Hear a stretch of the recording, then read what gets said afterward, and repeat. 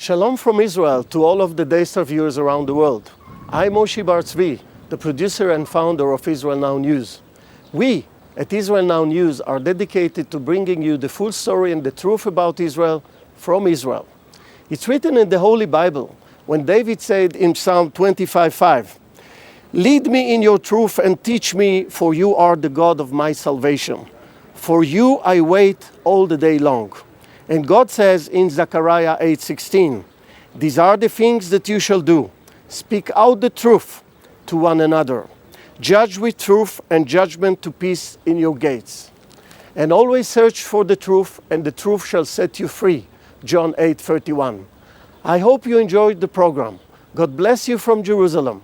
Shalom, shalom.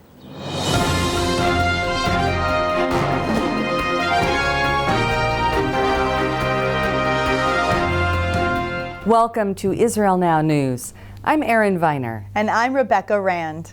In our top story, residents of southern Israel have again been forced to rush to safety in bomb shelters due to the recent rain of Palestinian-fired missiles from Gaza amid deafening silence from world leaders. Prime Minister Benjamin Netanyahu lamented that he hasn't heard a single member of the international community condemn the attacks, particularly from the United Nations. He expressed doubt that such silence will continue when Israel responds to the assault in self-defense and said that it should be clear the hypocrisy sweeping the world will not shackle the government's hands from defending the nation's citizens. Over the past several weeks, there has been sporadic rocket fire on Israeli towns, with several Islamist extremist factions in Gaza claiming responsibility, including one linked to the Islamic State. Israeli Defense Minister Moshe Ya'alon has repeated his warning that violent aggression of any kind will not be tolerated and instructed IDF jets to retaliate with strikes against terrorist targets in the Palestinian enclave. Israel holds the Hamas leaders of Gaza responsible for all attacks launched from the territory that it seized in a bloody 2007 coup from its rival Fatah party, headed by Mahmoud Abbas, with whom Hamas is currently partnered in running the so-called Palestinian Unity government. In what is widely being viewed as a victory for U.S. President Barack Obama, the Supreme Court has ruled to invalidate a law allowing Jerusalem-born American citizens to list Israel as their birthplace on U.S. passports. Americans born in the Jewish capital will continue to be issued passports that omit the country of Israel. President Obama has long insisted that the law encroached on his power to set foreign policy and Washington's appearance as a neutral mediator in the Middle East. In 1995, the United States Congress passed the U.S. Embassy Act, which recognizes Jerusalem as the capital of Israel and demands that the U.S. Embassy be moved there. Unfortunately, the failure to implement this law and others like it allow the world to witness America's inaction to stand for a united Jerusalem and has allowed for other world powers to question Israel's sovereignty over the biblical and historical capital of the Jewish people. The leader of the Hezbollah terror organization based in Lebanon is threatening that his group will force millions of Israelis to flee their homes during the next war between his Shiite militia and the Jewish state. In an address broadcast to thousands of his supporters via video link, Sheikh Hassan Nasrallah mocked Israel's recent nationwide civil defense drill and said that the 5-day annual exercise is a sign his enemy's army knows that it's been defeated. He went on to vow that greater devastation will be wreaked upon Israel than in the 2006 Second Lebanon War that ignited when Hezbollah operatives fired rockets at Israeli border towns as a diversion for an anti-tank missile attack on an IDF unit. During the 34-day conflict, 165 Israeli citizens and soldiers were killed and about 3,000 others were injured when Hezbollah pounded the country with nearly 4,000 missiles at a rate of more than 100 a day, which was unprecedented since the Iran-Iraq war. In other regional news, reports that the Islamic State is using chlorine as a weapon are increasing, prompting European officials to demand continued military action against the terrorists in Iraq and Syria. At a recent meeting in Paris, Germany's Foreign Minister, Frank-Walter Steinmeier, warned that it won't be easy to combat ISIS and called for a continuation of airstrikes by the U.S.-led coalition to prevent the radical insurgents from making any greater advances. Australian Foreign Minister Julie Bishop stressed that ISIS poses one of the gravest security threats to the world today. She also cited evidence that the Islamist extremists are not only using chlorine against the local populations and territory they've captured, but are also recruiting highly technically trained professionals to further develop chemical weapons. Military action by the Saudi coalition against the Houthi insurgents in Yemen is surging. Heavy airstrikes rocked military headquarters in Yemen's capital of Sana'a against soldiers allied with the radical Shiite militia, which is backed by Iran. Other strikes targeted Houthi forces near the two countries' shared border in response to the insurgents' firing of a Scud missile into a southwestern area of the Saudi kingdom that is home to its largest Air Force base. This major escalation after 2 months of war followed agreement from both sides to take part in UN-sponsored peace talks in Geneva later this month. Lebanon's Maronite patriarch visited Syria, where he led a mass in Damascus attended by the representatives of all branches of Christianity. Their prayers for peace and stability were followed by an appeal from all the leading patriarchs in the Middle East for the world community to help Christians in the region to survive. They said it's time to confront the hardline ideology of radical jihadists such as the Islamic State and their affiliates, which have abducted Christians in the Middle East and North Africa, enslaved Christian girls, and staged mass killings of Coptic Christians in Libya. Israel and mourners around the world commemorated the first anniversary of the deaths of the three teenagers, Naftali Frankel, Gilad Sher, and Eyal Ifrach, who were brutally murdered by Palestinian terrorists shortly after being abducted last June. The victims' bereaved families say that they have been comforted by a genuine sense of solidarity from people of every sector of society who set aside all differences in compassion for their loss. They decided that they can best memorialize their sons by advancing programs that highlight the collective spirit of unity, yearning, and hope. School children and organizations held unity-themed gatherings and lectures, and the first annual Jerusalem Unity Prize was awarded to individuals and organizations working toward that goal. The chief executive officer of the Orange telecom giant has apologized for comments he made in Egypt, indicating that his company would sever ties with the Jewish state. His apology came after widespread accusations that the company, which is partially owned by the French government, capitulated to the pro-Palestinian boycott, divestment, and sanctions movement against Israel. The Israeli company, Partner Communications, rejected Stefan Reacher's apology, calling it a smokescreen. But Prime Minister Benjamin Netanyahu invited the CEO to reaffirm his company's commitment to the Jewish state by visiting Israel in the near future. The foreign minister of France also attempted to defuse the controversy by reiterating his nation's staunch support and firm opposition to any boycott against Israel. This latest blow to the BDS campaign comes amid further activity aimed at eliminating its anti-Semitic platform. Erin has more on that. Yes, that's right, Rebecca. First, the Universities UK umbrella group for institutions of higher education in Britain rejected the boycotting of any Israeli universities just one day after the National Union of Students voted to support the BDS movement. Then, South Carolina made history by becoming the first state to sign a bill into law to stop anti-Israel boycotts. Representative Alan Clemens pioneered the legislation, which was an initiative of the Israel Allies Foundation. The measure prevents any public entities from contracting with businesses engaged in BDS activity, and other states are close to passing similar legislation. The Israeli government met to discuss ways to improve cooperation in the fight against BDS with Jewish organizations abroad, and a high-level emergency summit convened in Las Vegas, co-chaired by the partner's majority shareholder, Chaim Saban, and business magnate Sheldon Adelson. Prime Minister Netanyahu sent the group a statement of support, saying that the delegitimization of Israel must be fought because it's not about this or that policy, but about our right to exist here as a free people. The Prime Minister also expressed his hope that everyone will see that Israel, the most embattled democracy on earth, seeks a genuine peace while fending off the forces of barbaric terrorism and deserves their support. The annual Jerusalem Light Festival was marred by Palestinian violence, compelling security forces to use stun grenades to disperse hundreds of rioting Arabs last week. 4 men were arrested during the clashes, but swift action by Israeli authorities prevented any serious injuries. The Jerusalem Light Show is an annual event that attracts tens of thousands of spectators who are delighted to see the holy city illuminated in a stunning light show, which includes artwork, live performances and visual projections of rays onto the walls of the Old City. Jews and Christians around the world are mourning the passing of Knesset member David Rotem at the age of 66, who was known as Dudu by his friends. Rotem served in the Israeli parliament for 8 years and was active on the boards of several nonprofit organizations. He was most notably the chairman of the Knesset Christian Allies Caucus for 6 years, where he worked to forge relationships between the State of Israel and the Christian community.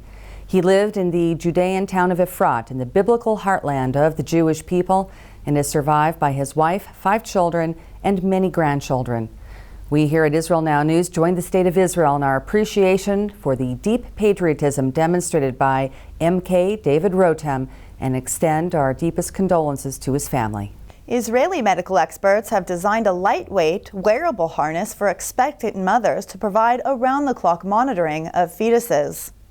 The PregSense device includes sensors that transmit information via Bluetooth about the state of both mother and baby's health, such as their heart rates. The high-quality data is sent to smartphones where it is stored on a secure cloud base, accessible only to the parents and their physicians, who are then able to swiftly detect any emerging complications. The lead creator of this potentially life-saving device, Oren Oz of the Nouveau Group, says that his invention will bring better care to greater numbers of women and their unborn babies, and that the smartphone app will eventually even include visual representations.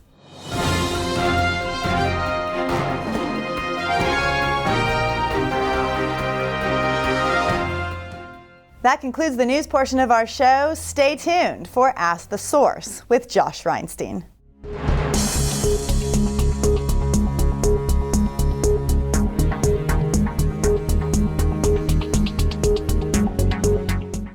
Hello and welcome to Ask the Source. I'm your host Josh Reinstein, and we're here on a beautiful day in Jerusalem on our rooftop studio. My guest today is Andras Patkai, the Executive Director of the European branch of the Israel Allies Foundation. Andres, thank you for being on the show. Thank you, Josh. Andres, tell us about the European branch of the Israel Allies Foundation. The European branch is responsible for all the European countries. There are caucuses in the parliaments of Europe, and the European offices of the Israel Allies Foundation connects these caucuses.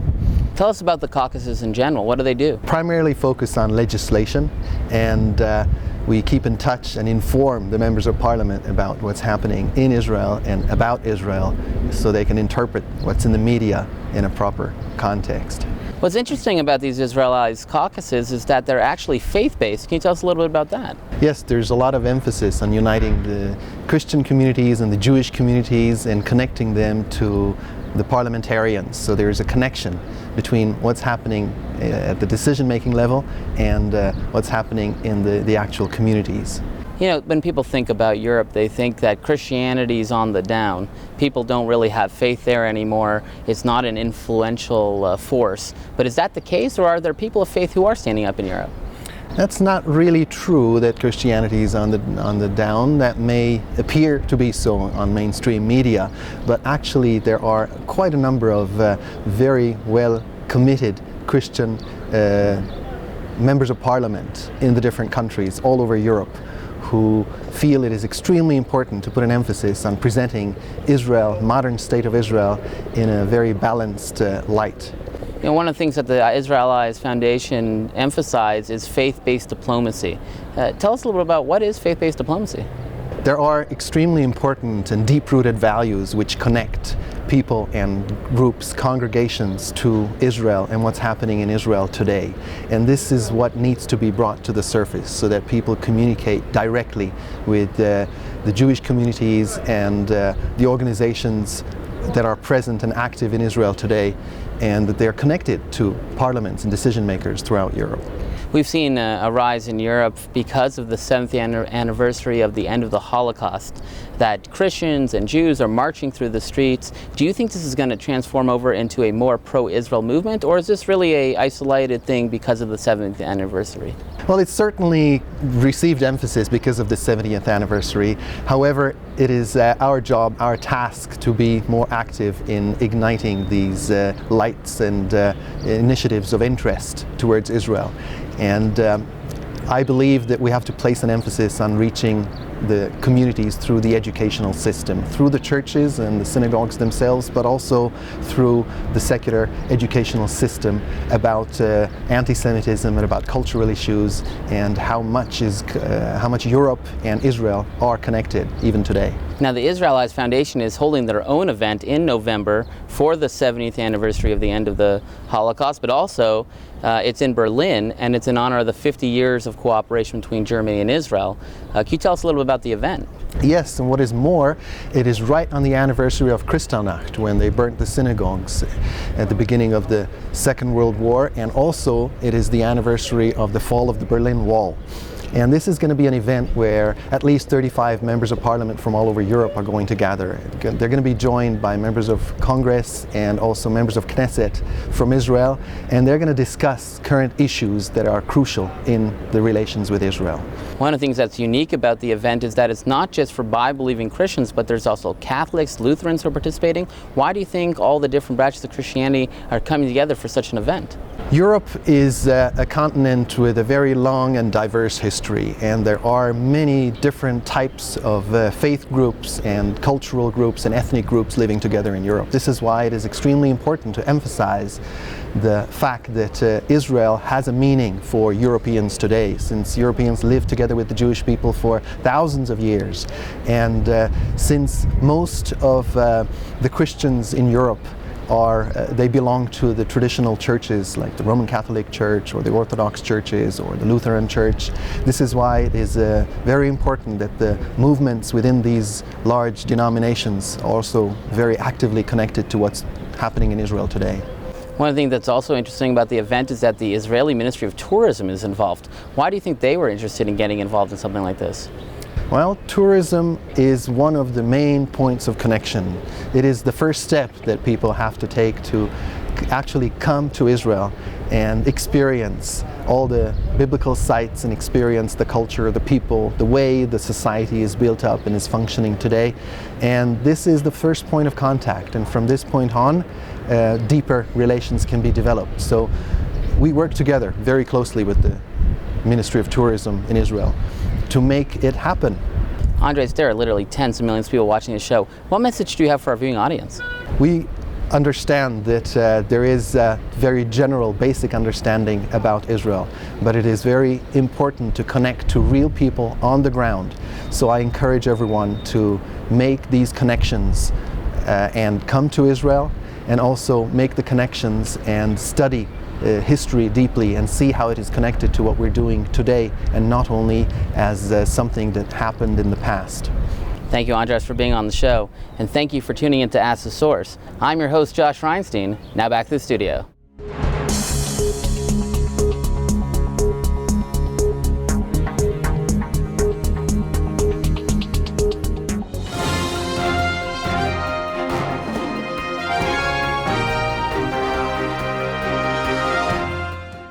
Up next, shining light from Israel.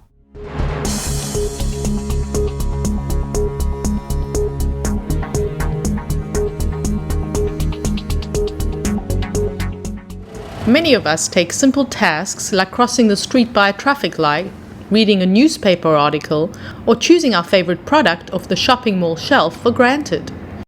Today, there are approximately 300 million visually impaired people around the globe, for whom these tasks are often challenging, sometimes impossible. Orcam, a new product invented in Israel, promises to dramatically enhance and improve the daily lives of the visually impaired. User Liat Negrin affirms that the device most definitely lives up to its promise. I was born with a rare condition called coloboma, which is, in general, it's lack of cells in the retina. It's a challenge for me to go to new places. When I walk, I can see the street signs, but I can't read it. And now I can. I don't need to wait until I find someone that I feel comfortable asking where I am. I have the Orcam, and I just point, and it will tell me in 2 seconds what it is. With the simple point of a finger, the Orcam, a small wearable camera which understands what it sees, delivers the information to the wearer through a discrete bone conduction earphone. If I hold a newspaper, I can't see the small font in the article. So with Orcam, I can just point at it, at the column, it will read it to me. Brazil coach Luis Felipe Scolari hopes to lead his team to victory at the 2014 World Cup. In 2010, Professor Amnon Shashua, a specialist in computer vision at the Hebrew University of Jerusalem, realized that there was finally both the hardware and the software to start working towards a system that can have almost vision-like capabilities. And the Orcam was born. What Orcam can do now is it can read any printed text in English. It can recognize thousands of objects, including buses, traffic lights, bills, and it does all that with merely the point of a finger. Liran Frank was born with 20/20 vision, but as a young child, he was told by doctors that at some unknown point in his life, he would go blind. 8 years ago, a dormant condition that I had since birth activated itself and made me lose 95% of my eyesight. So 95% of the day I am totally blind, and that's also why I walk with a cane. I feel that the Orcam enhances daily life. It's like a cane helper. When I walk on the street, the cane helps me not to bump into things, and the Orcam helps me to orient myself. The Orcam is discreet, portable, and user-friendly. One can also personalize the device, teaching it to recognize objects from everyday life, such as shopping products and credit cards. Please weigh product. Thank you. Please name the product after the beep. Visa. Orcam recently launched successfully in the United States, and by year's end will launch in most English-speaking countries around the globe. I think that Orcam is a magnificent idea, and it can enhance the daily life of people who are blind and visually impaired to be able to see. Every time I go with friends or family to a cafe or a restaurant, they always fight each other who will read me the menu because no one wants to do it, to read aloud the whole menu. And now I don't need anyone to do it. I just read myself. I feel more independent when I use Orcam. It's very intuitive. It makes my life easier.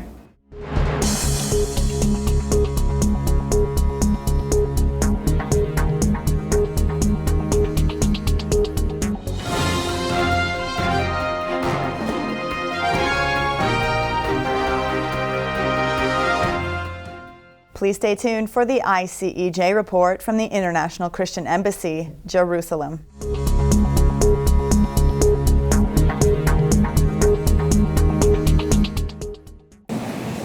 Welcome to the ICEJ report. My name is Juha Ketala and I'm the International Director of our ministry. The Lord has called us both to Israel and to the nations. That's why we have our headquarters here in Jerusalem. You can see our building here behind me. And in the nations, we have our national branches. Now we as a ministry, we are like a funnel, like a pipe with a wide opening to channel the support and help from the nations into the lives of the individual citizens in Israel. We have had our physical presence here in Jerusalem since 1980. In our headquarters here in Jerusalem, we have a staff of about 40 people from more than 12 different nations. And from here, we are spreading out to all Israel. And the Lord has enabled us to touch the different layers of the Israeli society. We have been doing it, and we are doing it either by our ICEJ aid social assistance programs and projects that are going to the north and south and east and west of Israel, or we are doing the touching of the layers of the Israeli society by our partnerships with many different various institutes here in Israel. Among them, for example, the Knesset Christian Allies Caucus, enabling us to touch the national leadership of Israeli nation, the modern day Israel. Or we have a partnership with the Yad Vashem, the most prestigious, very well-known institute in Israel, the Holocaust Museum and the Educational Center. Now, this is what we are doing in Israel. Now, in the nations then, and this is vitally important, very, very important. In the nations, we are serving the body of Christ. Our message nourishes, it builds trust in the spirit of the believers. When we show from the Bible and from the history how God has been so faithful to the Israelites and the modern day Israelis. The Israelis are back in the modern day state of Israel here in the land. God is forever faithful. So we are serving the local body of Christ with our message. But we are doing more than that. We are raising a global prayer on behalf of Israel in the nations. And we are also raising some other kind of support in the nations. And we do this by reaching out to the national leaders and the decision makers in the countries. We are speaking on behalf of Israel and raising understanding of the Israelis and what kind of situations they have in the land. You need to be part of this. Within the last year alone, we were in more than 30 nations, almost 30 nations, from Israel, from Jerusalem. And this is in addition to what the national branches have been doing in more than 70 nations. We have been establishing new branches within the last year.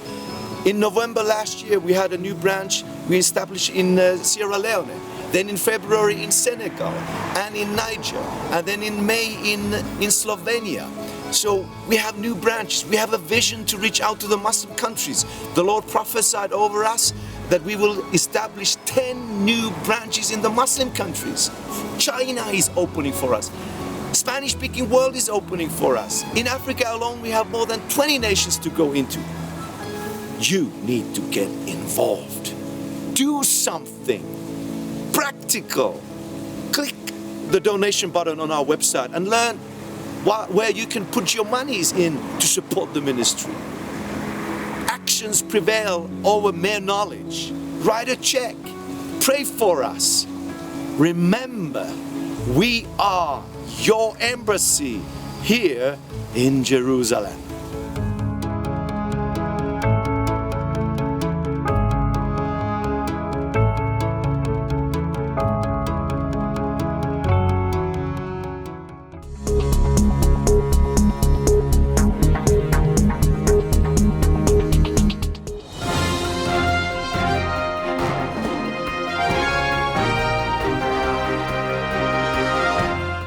That's all for this edition of Israel Now News.